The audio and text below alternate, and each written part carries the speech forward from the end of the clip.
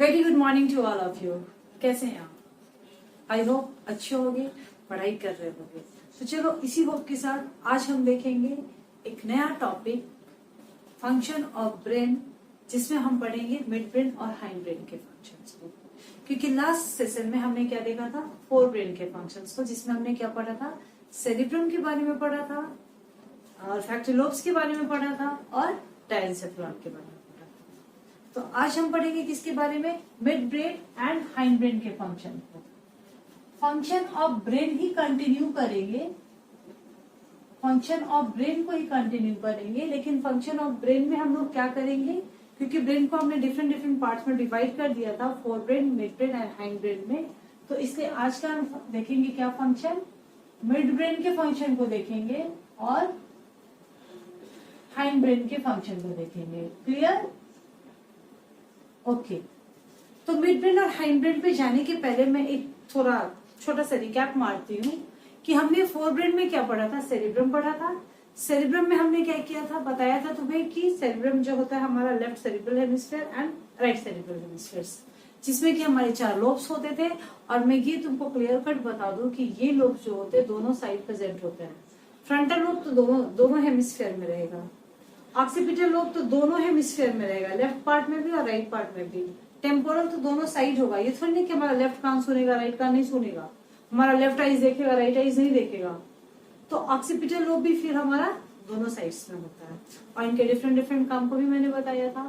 Frontal lobes में तुमको एक चीज मैं बताई थी कि जो मोटर एक्टिविटीज को करते हैं, जो हमारे स्कल्टस, जो हमारे मसल्स वगैरह कॉन्ट्रैक्ट होते हैं, ये मैं इसलिए बता रही हूँ क्योंकि आज जो मैं मिड ब्रेन और हाइंड ब्रेन पढ़ाऊंगी, तो हाइंड ब्रेन में मैं जब सेरिबेरम की बात करूंगी तो बताऊंगी कि वो कैसे सेरिबेरम मैसेज को भेजता है हमारे मोटर एरियाज में, जो कि हमारे फ्रंटल लोब का काम है। ओके।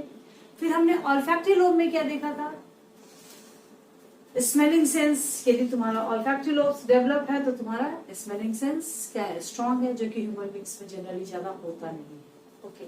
जो मैं क्या बताई थी, डॉग्स में और फिशेज में होता है। चलो, इसके बाद हमने डायंसेफलॉन की बातें करी थी। तो डायंसेफलॉन में मैंने क्या बताया था कि एपिथैलेमस होता है, थैलेमस होता है और हाइपोथैलेमस होता है। तो एपिथैलेमस में क्या होता है, पीनियल ग्लैंड्स होता था, जो कि हमारे ड्यूरेनल साइकिल्स को 24 आवर्स से तुम्हारा रिदम चलता रहता है, जागना, सोना, उठना, बैठना, ये सब कौन कंट्रोल करता है, मेलाटोनिन, जो कि निकलता कहाँ से, पीनियल ग्लैंड से निकलता है। ओके। इसके बाद मैं थैलेमस बताई थी, हाइपोथैलेमस बताई थी। थैलेमस में क्या बताई थी कि एक रिले सेंटर की तरह काम करता है, मैसेज का आना जाना तो उसी रास्ते से होकर जाना है, मतलब भैया गुजरोगे तो, लेकिन हमसे ही होकर गुजरोगे। तो ये एक रिले सेंटर की तरह काम करता था। फिर हमारा हाइपोथैलेमस जो था, हमारे सारे मैक्सिमम एक्टिविटी को कंट्रोल करता था, तुम्हारा प्यार, गुस्सा, नफरत, है ना, ये सारे के सारे किसमें कंट्रोल होते थे, हाइपोथैलेमस में। तुम्हारा खाना पीना, भूख लग गई है, तुमको प्यास लग रही है, ठीक है, तुम्हारा पेट भर गया है, ये सारे मोमेंट्स को कौन कंट्रोल करता था, हाइपोथैलेमस। और हाइपोथैलेमस का एक और आज हम लोग पढ़ेंगे इमोशनल ब्रेन के बारे में, जो मैं तुम्हें बताऊंगी लिम्बिक सिस्टम। ठीक है, मतलब कि हमारे ब्रेन में एक और भी ब्रेन है जो कुछ सोचता समझता नहीं, उसको इमोशनल ब्रेन बोलते हैं। ओके। तो आई होप यहां तक किसी को कोई डाउट नहीं होगा, डाउट है तो फटाफट चैट बॉक्स में। ओके। चलो नाउ अब आते हैं हम लोग कहाँ, मिड ब्रेन में। तो तुम एक बात बताओ, मिड ब्रेन का बेसिकली कोई पार्ट्स होते नहीं है, बट जनरली ऐसे हम लोग थोड़ा बहुत क्या पढ़ते हैं कि दो पार्ट्स होता है, that is the crura cerebri. इसको हटाओ यहां से, अब crura cerebri and corpora quadrigemina. बताती हूं मैं ये क्या होता है, परेशान मत हो नाम सुनकर। Corpora quadrigemina.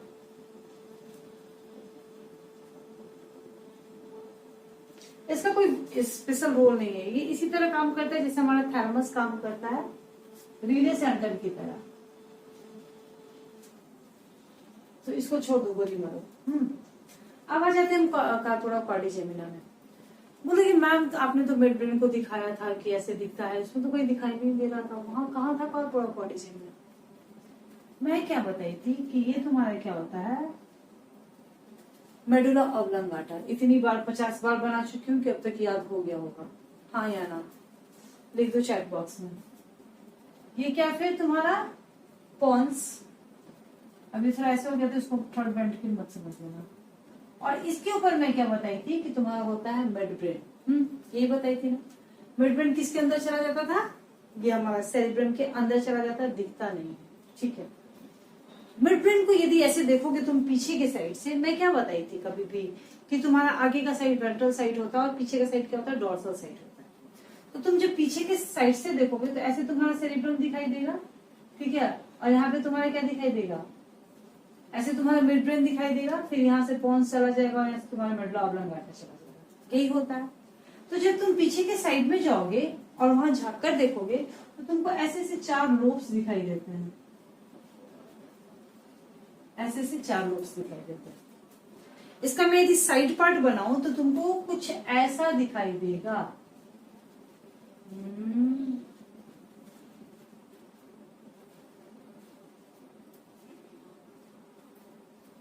कुछ ऐसा दिखाई देगा, ओके। इसको थोड़ा और चौड़ा कर लो, तो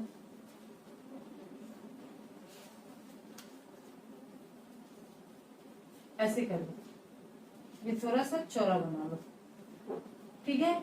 तुम्हें ऐसा दिखाई देगा। और तुमको मैं एक बताई थी कि एक ट्यूबलाइक स्ट्रक्चर होता है, यहाँ पे ऐसे जाता रहता है, जो कि क्या होता था? सेरिब्रल एक्वीडक्ट होता था, जिसे कि CSF जाता था, जो मैं बताई थी तुम्हें फर्स्ट डे के सेशन में, जब तुमको मैं बता रही थी ब्रेन का स्ट्रक्चर, ओके। तो ये तुम्हारा मेन मिड ब्रेन है। और इसकी जब डॉर्सल साइड में देखोगे यहाँ पे, तो तुमको ऐसे से ये 4 लोब्स दिखाई देंगे। यही लोब्स कहलाते क्या है? Corpora quadrigemina. और आगे में तो एक बैंड लाइक स्ट्रक्चर दिखाई देता है, that is known as the crura cerebrum, okay. और यहाँ पे एक डार्क रीजन होता है, ओके।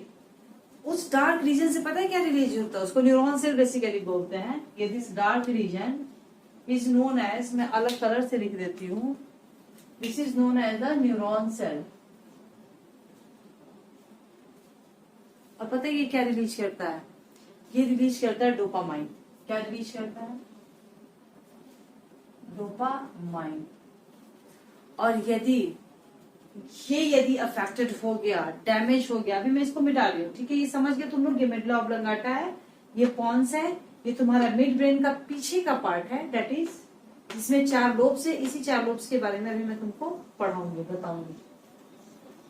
मतलब मिड ब्रेन का यही मेन पार्ट है, बाकी कुछ नहीं है। अब ये डोपामाइन यदि रिलीज होना बंद हो जाएगा, वो न्यूरॉन सेल तुम्हारा यदि डैमेज हो जाएगा, तो तुम्हें क्या होता है? कौन सा डिजीज हो जाता है? Parkinson's disease. पढ़ना नहीं है, बस ऐसे पढ़ लो, याद कर लो। इफ डोपामाइन विल नॉट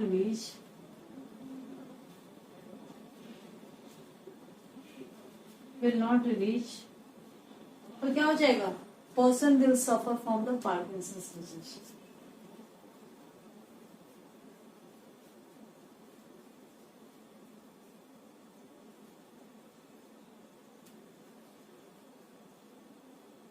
कभी कभी पूछ देता है कि बताओ पार्किंसंस डिजीज कैसे हो जाता है। क्लियर? आई होप यहाँ तक क्लियर होगा। अब हम बात करते हैं मेन जो हमारा मिड ब्रेन का फंक्शन है, वह किस फंक्शंस को कंप्लीट करता है।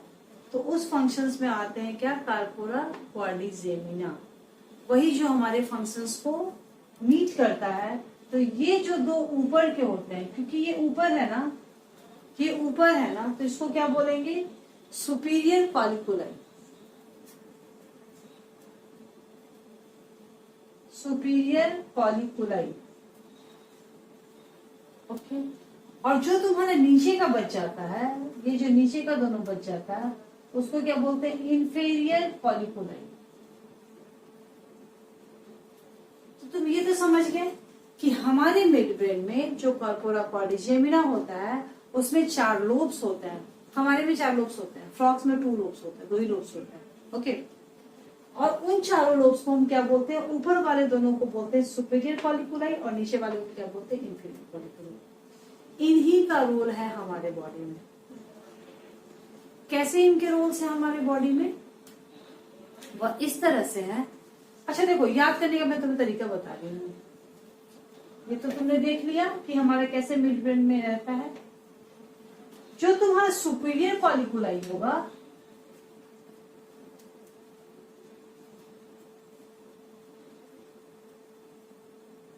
वह क्या होगा? वह तुम्हारा विजुअल रिफ्लेक्सेस को कंट्रोल करेगा। कि कभी कभी हमारी आंखें क्या होती है? चौड़ी हो जाती है अचानक से। तुम कोई चीज देखते हो, डायलेट हो जाता है। कभी कोई तुम्हें जैसे ऐसे थप्पड़ मारने का कोशिश किया, ऐसे मारने का कोशिश किया, तुम फटाफट आंखें बंद कर लेते हो। या काफी धूल चलती है, तुम्हारी आंखें खुद से इससे बंद हो जाती है।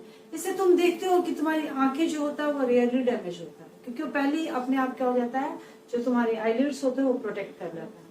तो ये जो विजुअल रिफ्लेक्सेस का काम होता है वो किसके थ्रू कंट्रोल होता है? हमारा सुपीरियर पॉलिकुलाई।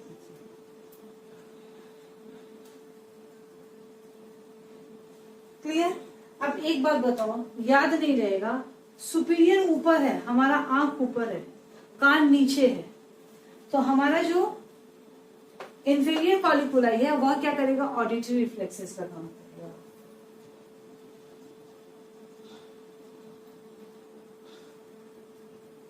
इंफीरियर पॉलिकुलाई जो करेगा वो क्या करेगा? किसका काम करेगा? ऑडिटरी रिफ्लेक्सेस का काम करेगा।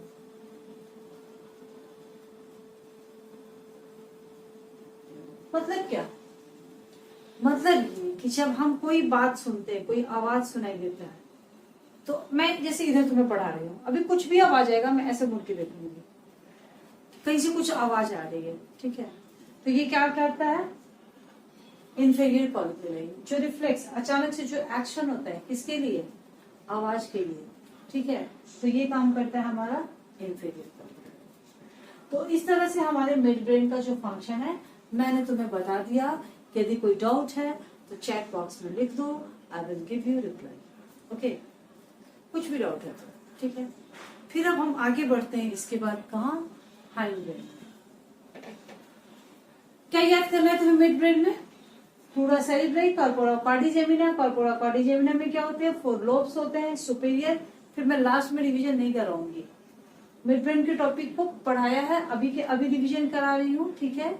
इसलिए थोड़ा कंसंट्रेट करो क्लास में और अभी के अभी इसको याद करो। ओके, ध्यान में रखो। मिड ब्रेन में मैं क्या बताई? पूरा सेरिब्रम और कॉर्पोरा कॉर्डिजेमिना। पूरा सेरिब्रम का कोई खास रोल नहीं है, वो भी रिले सेंटर की तरह काम करता है। कॉर्पोरा कॉर्डिजेमिना हमने याद करना है, जिसमें क्या होते हैं? 4 लोब्स होते हैं, 2 होते हैं क्या? सुपीरियर, और 2 होते हैं क्या नीचे? इंफीरियर। तो सुपीरियर वाला पॉलिकुलाई क्या किसका काम करता है? विजुअल रिफ्लेक्सेस का, जो अचानक से देखते हैं, अचानक से आंख बंद हो जाना, ठीक है ना? और हमारा जो इंफीरियर पॉलिकुलाई है वो ऑडिटरी रिफ्लेक्स। रिफ्लेक्स का मतलब तो मुझे तुम लोगों को समझ में आ गया होगा, ठीक है? अब हम किसकी बातें करेंगे? छोटा ही सा टॉपिक है, जल्दी क्लास खत्म हो जाएगा। अब हम बातें करेंगे हाइंड ब्रेन की। ओके, और फिर थोड़ा बहुत देखेंगे, 1-2 सेकेंड का है बस, लिम्बिक सिस्टम। ओके, चलो हाइंड ब्रेन की जब हम बात करते हैं तो हाइंड ब्रेन में बहुत सारे टॉपिक्स हैं।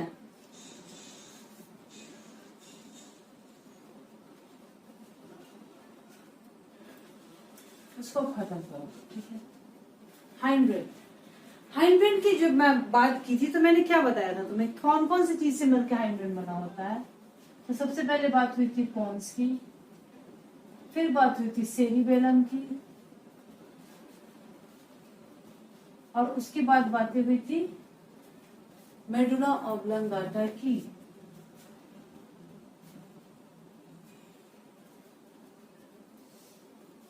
Okay, clear? सबसे पहले हम पॉन्स के बारे में पढ़ेंगे। पॉन्स का कोई खास रोल नहीं है, बहुत छोटा सा रोल है, ठीक है? बट इम्पॉर्टेंट है, क्वेश्चन बहुत बार आया है इससे, नीट्स में तो बहुत ही बार आया है क्वेश्चन। देखो मैं क्या बताई कि यदि मेडुला ऑब्लंगाटा यहाँ पे है तो मेडुला ऑब्लंगाटा में बहुत सारे सेंटर्स होते हैं। सेंटर्स क्या होते हैं, मतलब कि जो सेल बॉडी से मिल मिल के बना रहता है, जो मैं तुम्हें न्यूक्लियस की बातें बताई थी, तो इस तरह से बहुत सारे सेंटर होते हैं जो कि जिससे कि मेडुला ऑब्लंगाटा हमारे बहुत सारे बॉडी एक्टिविटी को कंट्रोल करता है। तो मेडुला ऑब्लंगाटा जब पढ़ेंगे तो मैं डिटेल में बताऊंगी, लेकिन इसमें से ही एक सेंटर होता है क्या, राइम सेंटर। ओके,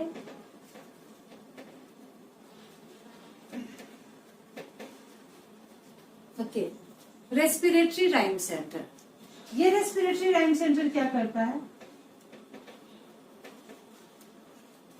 ये रेस्पिरेटरी राइम सेंटर क्या करता है, एक सेकंड, ये रेस्पिरेटरी राइम सेंटर क्या करता है, हमारे इनहेलेशंस को कंट्रोल करता है। कंट्रोल क्या करता है, बेसिकली जब हम रिस्पायर करते हैं, रेस्पिरेशन करते हैं, तो उसमें हम क्या करते हैं, सांस लेना शुरू करते हैं, ब्रीदिंग करना स्टार्ट करते हैं।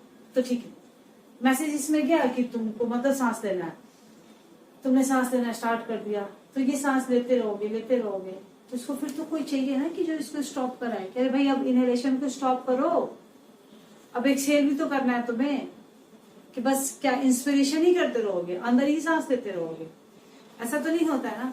तो फिर हमारे क्या होता है, इसके ऊपर ही क्या होते हैं, पॉन्स होते हैं।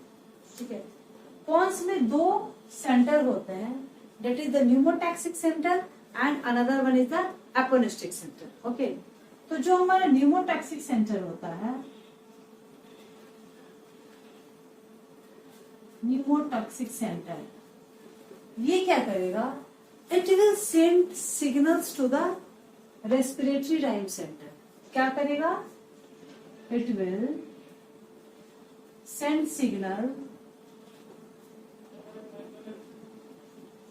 to respiratory rhyme center। किस लिए सिग्नल भेजेगा कि अरे भाई अब बंद करो, बस तुम क्या इनहेल ही करते रहोगे, कि तुमने जो सांस लिया उसको बाहर भी छोड़ोगे, उसको एक्सेल भी करोगे। ओके, तो फिर ये क्या करता है, रेस्पिरेटरी राइम सेंटर ये स्टॉप हो जाएगा कि हाँ यार अभी तो बस हो गया, बहुत ज्यादा हो गया इनहेलेशन। और तब जब ये न्यूमोटैक्सिक सेंटर जब सिग्नल भेज के उसको स्टॉप कर देगा तो वो एक्सेलेशन स्टार्ट। ये बातें बोलने में बहुत लंबी लंबी लगती है, बंद करो स्टार्ट करो, लेकिन सब ये होता है फ्रैक्शन ऑफ सेकेंड। तो ये तो बात हो गई इनहेलेशन और एक्सेलेशन की। और जैसे कभी कभी क्या होता है, तो तुम खैर छोटे बच्चे थे, या फिर जब हम छोटे बच्चे ही हो, सॉरी थे नहीं, और जब हम भी बच्चे थे तो कभी कभी बाहर खेलने जाते थे, तो खेलते रहते थे, तो मम्मी बोलती थी बस अब हो गया, बहुत हो गया, चलो अब अंदर पढ़ाई करना स्टार्ट करो। तो कभी मान लो पापा जल्दी आ गया ऑफिस से, तो अरे रहने दो यार, थोड़ा सा खेल लेने दो, मैं प्लीज मामा। तो क्या बोलेंगे, तो पापा लोग ऐसे थोड़े होते हैं कि अच्छा थोड़ा यार खेल लेने दो, फिर क्या हो जाता है, तो थोड़ा और कर लेने दो, थोड़ा और, मतलब ये वाली कंडीशंस। तो यही कंडीशन क्या होता है हमारे पॉन्स में भी होता है, कि हमारे पॉन्स में दूसरा जो सेंटर होता है दैट इज द एपिन्यूस्टिक सेंटर। क्या बोलते हैं इसको, एपिन्यूस्टिक सेंटर। और ये एपिन्यूस्टिक सेंटर क्या करता है,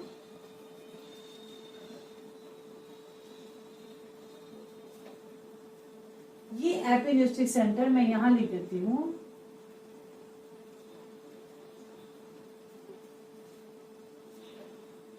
पहले मैं बता दूं समझा दूं। यहां पे तुम लिखो ब्रैकेट में स्टॉप इनहेलेशन, याद करने के लिए। तो तुम्हारे इनहेलेशन जैसे ही स्टॉप हो जाएगा, एक्सेलेशन स्टार्ट हो जाएगा। To respiratory rhythm centre, signals to respiratory rhythm centre to stop inhalation. Okay, to stop inhalation आधा मैं छोड़ देती हूँ। अब एपिन्यूस्टिक सेंटर क्या करेगा, पापा की तरफ, अच्छा सांस ले रहे हो और लेना है, अच्छा ठीक है थोड़ा सा और ले लो। जैसे मान लो तुम किसी कैंप में जाते हो, योगा अभ्यास करते हो, मान लो तो करते हैं ना हम लोग, वो सांस का प्रैक्टिस करते हैं, तो उसमें इनहेल करते तो डीप ब्रीदिंग, ठीक है, तो उसमें थोड़ा इनहेलेशन डीप चाहिए, तो पापा वाली बातें आ जाती है, अच्छा ठीक है भाई थोड़ा और कर लो। ओके, तो ये क्या होता है apneustic centres, it increases the inhalation. मतलब ये क्या करता है, रेस्पिरेटरी राइम सेंटर को सिग्नल नहीं जाने देता है। तो रेस्पिरेटरी राइम सेंटर क्या करता है, इनहेलेशन को स्टॉप नहीं करता है, ठीक है, और वो इनहेलेशन को क्या कर देता है, इंक्रीज कर देता है। तो तुम लिख सकते हो इसमें इंक्रीज इनहेलेशन, मतलब ये सिग्नल को रोक देता है, यानी वो टैक्सिक वाले सिग्नल को कि अच्छा भाई अभी तो इसको ब्रीथ लेना है, ये लंबा ब्रीदिंग लेना है, तो तुम क्यों इतने हड़बड़ी में हो यार, थोड़ा रुक जाओ ना, अभी सिग्नल बाद में भेज देना उसको, ठीक है, इसको सिग्नल तुम बाद में भेज देना, अभी थोड़ा सा रुको, इसको और सांस लेने दो। ये हमेशा नहीं होता है, जब कभी तुम्हें लंबी सांस लेनी होती है तभी डीप ब्रीदिंग में क्या होता है, एपिनेस्टिक सेंटर तुम्हारे इनहेलेशन को इंक्रीज करता है। तो यदि तुम्हारे रेस्पिरेशन को कंट्रोल करता है, उसमें हमारा क्या आएगा ऑप्शन, हमारा पॉन्स करेक्ट होता है, ना कि मेडुला ऑब्लांगेटा, ठीक है। अब हमारा दूसरा चीज सेरिबेलम के बारे में पढ़ेंगे। आई थिंक इतना क्लियर हो गया है सबको। आई होप ये सब तुम्हारा जो है, हमारा हाइंड ब्रेन में हमने पोन्स की बातें करी। पोन्स क्या करता है, हमारे रेस्पिरेशन को कंट्रोल करता है। कैसे, दो सेंटर होता है, न्यूमोटैक्सिक सेंटर और एपिनेस्टिक सेंटर।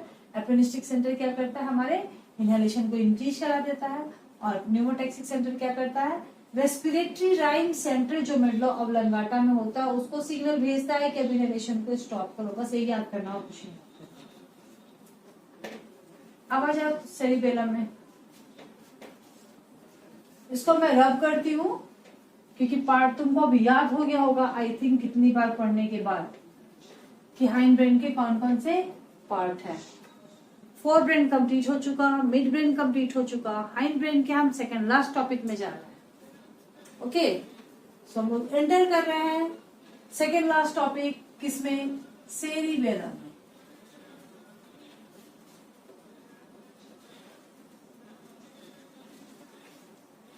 दस बार बना चुके। ये क्या बना दी, मैं तो कुल्फी बना दी है ना।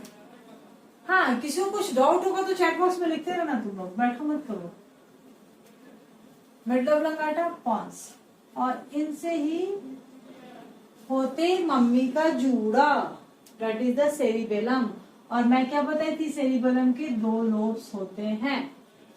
मतलब तुम इसको यदि खोलोगे तो ये बटरफ्लाई के ऐसे शेप में क्या लगता है, सेरिबेलम हमारा ऐसे दिखता है, ऐसे दिखेगा तुम्हारा सेरिबेलम यदि तुम इसको खोलोगे तो। ओके, ऐसे कुछ दिखता है, ठीक है। जब मैंने सेरिबेलम की बात करी थी तो मैं तुमको एक बात बताई थी, ठीक है, कि ये बाहर तुमको क्या दिखेगा, ग्रे मैटर दिखेगा, और अंदर जाओगे तो तुम्हें कैसा दिखाई देगा, व्हाइट मैटर दिखाई देगा। मतलब कि यदि हम इसको पूरा ग्रे कर दे, पता नहीं ग्रे हो भी पाएगा, तो यदि इसको पूरा मैं ग्रे कर दूं तो ये तुमको देखने में ऐसे सारे के सारे ग्रे, और जब तुम इसके अंदर देखोगे, इसको कट करोगे इसके सेक्शंस को, तो तुम्हें क्या दिखाई देगा, इसमें व्हाइट कलर का, ये मान लो पूरा ग्रे हो गया, ठीक है। एक सेकेंड, थोड़ा टाइम लगेगा बच्चों। ये हमारा सेरिबेलम है, ओके। तुम्हें क्या दिखाई देता है, इसमें ट्रीज के लाइक स्ट्रक्चर दिखाई देते हैं, ट्री जैसे स्ट्रक्चर दिखाई देता है, ठीक है। वो ट्री जैसे स्ट्रक्चर कैसे दिखाई देते हैं, तुम यदि इसको ऐसे ऐसे करो हल्का हल्का, तो ऐसे से तुम्हें ट्री लाइक ऐसे। कि मुझे व्हाइट से नहीं हो पा रहा है क्योंकि व्हाइट बोर्ड पे व्हाइट तो कलर चलेगा नहीं, तो मैं ब्लैक से ही बना देती हूँ, तुम उसको व्हाइट एज्यूम कर लो, ठीक है। ये ग्रे है और इसको तुम क्या करो, व्हाइट एज्यूम करो, जो मैं ब्लैक बना रही हूँ। वैसे से तुमको ये व्हाइट कलर का स्ट्रक्चर दिखाई देता है, जो कैसे लगते हैं, ट्री के जैसे लगते हैं, इसलिए इसका नाम क्या होता है, arbor beta, tree of life, okay. Same चीज है, क्यों ग्रे और व्हाइट होता है, मतलब हमारा जो आउटर पोर्शन इसमें होता है, क्या होता है, आउटर ग्रे और इनर व्हाइट। ओके, और इसी के बीच में जो मैं बताई थी क्या होते हैं, थर्ड वेंट्रिकल्स नीचे आते हैं और फोर्थ वेंट्रिकल्स जाके ऐसे अंदर घुस जाते हैं। ओके, जैसे ये फोर्थ वेंट्रिकल्स और ये ऐसे दब जाते हैं और खोलो तो सेरिबेलम तुम्हारा ऐसे हो जाएगा। ठीक है, अब सेरिबेलम का रोल क्या है हमारे बॉडी में? सेरिबेलम भी जो होता है वो करीब करीब तुमको मैसेज ही भेजने का ज्यादा काम करता है। यदि हम बोलते हैं सेरिबेलम में कि हमारा सेरिबेलम का फंक्शंस क्या है, तुम्हारे बॉडी के टोनिंग एंड पोस्चरिंग में, मतलब तुम्हारा जो बॉडी टोन होता है, जो तुम पोस्चर मेंटेन करते हो, कैसे बैठते हो, कैसे उठते हो, कैसे चलते हो, तो ये बॉडी टोन और जो बॉडी का तुम्हारा जो पोस्चर है, तो तुम्हारा फर्स्ट फंक्शन जो है टोन एंड पोस्चर, उसका काम क्या करता है, सेरिबेलम करता है। तो वो खुद से अकेले नहीं करता है सेरिबेलम ये काम, क्योंकि इसमें क्या होता है ना, स्लाइट कॉन्ट्रैक्शंस ऑफ मसल्स होता है। मान लो तुम बेड पे भी लेटने जा रहे हो, तो बेड पे ऐसे लेटने जाते तो अचानक से तो धम से गिर तो नहीं जाते हो ना, अच्छा धीरे धीरे आराम से जाते हो। चेयर पे बैठते हो, धीरे धीरे आराम से बैठते हो, तो धम से गिर गया, धम से बैठ गया, तो तुम्हारे पोस्चर को मेंटेन किया जा रहा है ना। तो इसमें क्या होगा, there will be the slight contractions of the muscles, और वो कैसे होगा, किसकी वजह से होगा, वो तुम्हारे मोटर एरियाज की वजह से होगा। स्लाइट कॉन्ट्रैक्शन ऑफ मसल्स, ठीक है। तो ये जो भी टोन और पोस्चर्स को मेंटेन करेगा तुम्हारा सेरिबेलम, वह किसकी मदद से करेगा, तुम्हारे मोटर एरियाज की ही मदद से करेगा। इसके बाद जो तुम्हारा दूसरा है, that is the control and coordinations. जो भी तुम्हारे बॉडी के पोस्चर्स होते हैं, कैसे तुम उसको कंट्रोल करोगे, कैसे कोऑर्डिनेट करोगे, तो ये तुम्हारे जो, मान लो तुम्हारा ऐसे बॉडी तुम्हारी ऐसे, ठीक है, आवाज या मान लो तुमको इधर से किसी ने चिकटी काटा, तो तुम इधर घूमोगे, उसको एक थप्पड़ लगाओगे, क्या फिर यहाँ पे मच्छर काटा तो यहाँ पे मच्छर भगाओगे, कहीं और ऐसे ऐसे तो भगाने नहीं लग जाओगे ना। तो एक कोऑर्डिनेशन तो है ना, कोऑर्डिनेशन तो तुम बना रहे हो ना कि कैसे कोऑर्डिनेट करोगे, ठीक है। तो उसके लिए क्या करता है, ये कोऑर्डिनेशंस बनाने के लिए ये क्या करता है, ये मैप भेजता है, मतलब कि तुम्हारे बॉडी का क्या पोजीशंस है, उसके लिए क्या करेगा, ये मैप किसको भेजेगा, मोटर एरिया को भेजेगा। मोटर एरिया को जब मैप भेजेगा तो मोटर एरिया बताएगा, अच्छा तुम्हारे बॉडी की पोजीशन ऐसे है, और पीछे से तुम्हें किसी ने थप्पड़ मारा तो तुम ऐसे राइट साइड में मुड़ो। यदि तुम्हारी बॉडी का पोजीशन ऐसे है, अच्छा इधर पीछे से किसी ने मारा, तुम लेफ्ट साइड में टर्न हो, तब तुम्हें मोटर एरिया क्या करता है, गाइड करता है। तो ये क्या करता है, हेल्प करता है कोऑर्डिनेशंस में भी, कोऑर्डिनेशन, ओके। और तीसरा क्या करता है, बैलेंस एंड, और कोऑर्डिनेशन में एक और काम करता है कि जो भी तुम्हारे कॉम्प्लेक्स मूवमेंट होते हैं, कॉम्प्लेक्स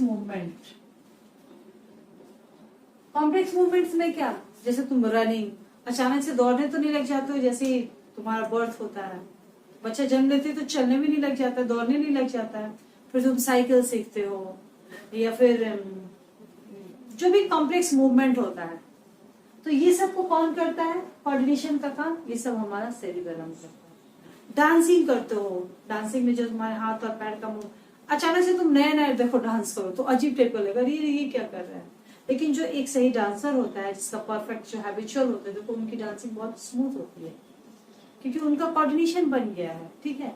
तो ये जो भी कॉम्प्लेक्स मूवमेंट होता है, वह सेरिबेलम के थ्रू ही होता है। ये पोजीशन जो है तुम्हारे बॉडी के पोजीशंस का जो मैप होता है, मैप रीडिंग करता है, मोटर्स एरिया में भेजता है, मोटर एरिया तुम्हारे बॉडी के मूवमेंट को गाइड करता है, ओके। इसके बाद है बैलेंस एंड इक्विलिब्रियम।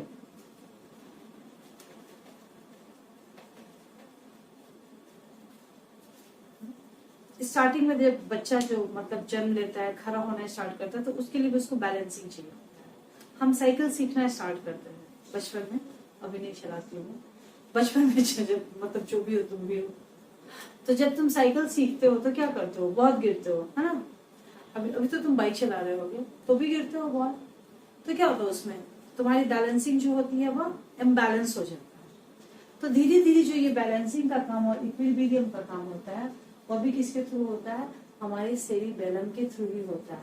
बट यदि कोई पर्सन अल्कोहलिक होता है तो अल्कोहल क्या करता है, alcohol will affect the cerebellum area. हमारे सेरिबेलम के एरिया को अल्कोहल अफेक्ट कर देता है। इसीलिए जो भी अल्कोहलिक पर्सन होते हैं जो ड्रिंक लेते हैं वो क्या करते हैं, उनका बैलेंस देखो, उसकी मतलब जो चलते हैं तो वो लड़खड़ाते चलते हैं, ऐसे से गिरते गिरते गिरते पड़ते चलते हैं, है ना, क्योंकि उनका सेरिबेलम अफेक्टेड हो जाता है due to the alcohol. Okay, तो इस तरह से बैलेंस और इक्विलिब्रियम में भी क्या करता है हमारा सेरिबेलम। तो ये तो बात होगी सेरिबेलम की। अब हम किसकी बात करेंगे, क्या बच गया, मेडुला ऑब्लांगाटा। और ये सेरिबेलम जो भी मैसेज भेजता है हमारे पोजीशंस के मैप का, वो सबसे पहले बेसल गैंग्लिया में भेजता है। और बेसल गैंग्लिया हमारा क्या करता है, मोटर स्किल्स में, मोटर एरिया में हमारे मैसेज को भेजता है। और बेसल गैंग्लिया में बताई थी कि ये यदि मेडुला ऑब्लांगाटा है, यहाँ पे यदि पोन्स है, यहाँ पे हमारा मिड ब्रेन है, और यहाँ पे एक टंकी की तरह में बताई थी, और यहाँ पर क्या बताई थी, हाइपोथैलेमस, और यहाँ पे रहते हैं बेसल गैंग्लिया। वो भी चीज मैं बता ही देती हूँ जो एक छोटा सा चीज था, that is the limbic system.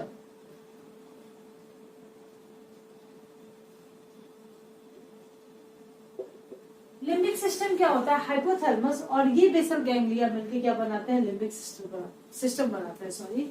और इस लिम्बिक सिस्टम को हम बोलते हैं emotional brain, emotional brain. Okay, ये तुम हाइपोथैलेमस यहाँ ऐसे बना दो। ओके, ये तुम्हारा हाइपोथैलेमस। ये इमोशनल ब्रेन जो होता है वो बहुत ही खतरनाक होता है, ये कुछ सोचता समझता नहीं है।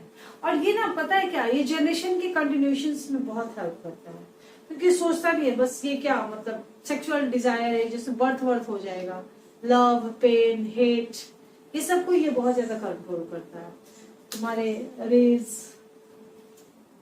फियर, टीयर, ओके, इन सबको बहुत ज्यादा, एग्रेशन, मतलब ये कुछ सोचता समझता नहीं है, ये इसको इमोशनल फूड भी बोल सकते हो, इमोशनल ब्रेन होता है, ठीक है। तो इन चीजों को ये कंट्रोल करता है, जो क्या बनाता है, लिम्बिक सिस्टम बनाता है, किसके थ्रू, हाइपोथैलेमस और बेसल गैंग्लिया में। अब हमारी बात क्या आ गई, मेडुला, एक लास्ट बच गया topic, that is the medulla oblongata. ठीक है, ये तुम्हारा मेडुला ऑब्लांगाटा है ना, ये है, इसको पिरामिड बोलते हैं मेडुला ऑब्लांगाटा का। तो मेडुला ऑब्लांगाटा तो तुमको पता है कि बहुत सारे एक्टिविटीज तो हमने पढ़ लिए, ओके, बट इस एक्टिविटीज में कुछ एक्टिविटीज जो है तुमने बिल्कुल नहीं पढ़ा, that is the involuntary activities, involuntary action. ठीक है, तो ये मेडुला ऑब्लांगाटा किसको कंट्रोल करता है, जितने भी इनवॉलेंट्री एक्शंस होते हैं। और कैसे कंट्रोल करता है, मैंने तुम्हें भी बताया था कि मेडुला ऑब्लांगाटा में ये बाहर से क्या रहता है, इसका आउटर पोर्शन क्या रहेगा, आउटर व्हाइट रहता है, इनर ग्रे रहता है। क्यों व्हाइट, ये पूरा व्हाइट क्यों दिखता है, क्योंकि इससे मेनली क्या होते हैं, एक्सॉन्स मूव करते हैं। तुम ये मत सोचो कि हर जगह पे ये डेंड्राइट्स आ गया फिर ये डेंड्राइट्स आ गया, ऐसे से सिनेप्स नहीं बनता रहता है, लंबे लंबे होते हैं। ठीक है, तो ये जो है वहां से एक्सॉन्स गया, एक्सॉन्स गया, फिर जब आया भी मोटर एरियाज में तो यहाँ से एक्सॉन्स आए वापस आए, तो इस तरह से ये बिल्कुल व्हाइट कलर का दिखता है। ठीक है, हमारे स्पाइनल कॉर्ड भी व्हाइट दिखता है, अंदर जाओगे तो वो ग्रे कलर का दिखता है। ये मैंने बातें की थी। ठीक है, अब मैं बताती हूँ कि इसमें बहुत सारे सेंटर्स होते हैं, that is known as the nucleus. ये मैंने बातें की थी कि बहुत सारे जो हमारे सेल बॉडी जो न्यूरॉन्स के होते हैं, यदि ग्रुप में मिक्स होते हैं तो क्या बना देते हैं, ये सब न्यूक्लियस बनाते हैं। और इस तरह से बहुत सारा सेंटर होता है, इसमें बहुत सारे centre.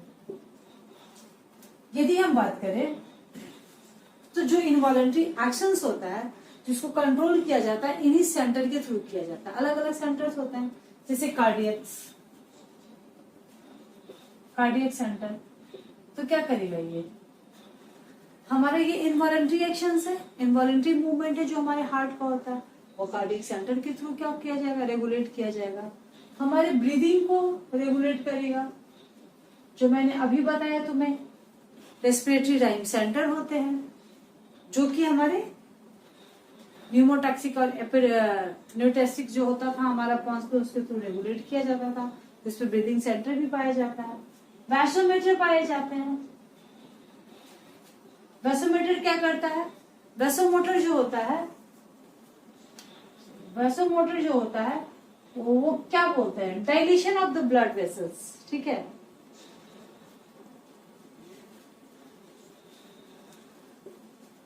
Dilation of blood vessels, ठीक है।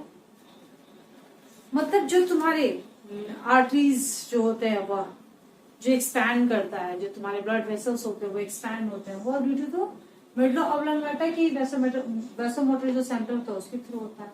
या फिर तुम्हारे जितने गंदे काम होते हैं, जैसे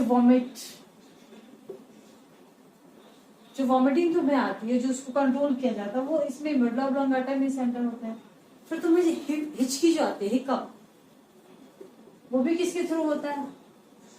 मेडुला ऑब्लांगाटा के ही थ्रू होता है। तो इस तरह से जो भी तुम्हारे इनवॉलंटरी एक्शंस होते हैं वो किसके थ्रू होता है? मेडुला ऑब्लांगाटा के थ्रू होता है।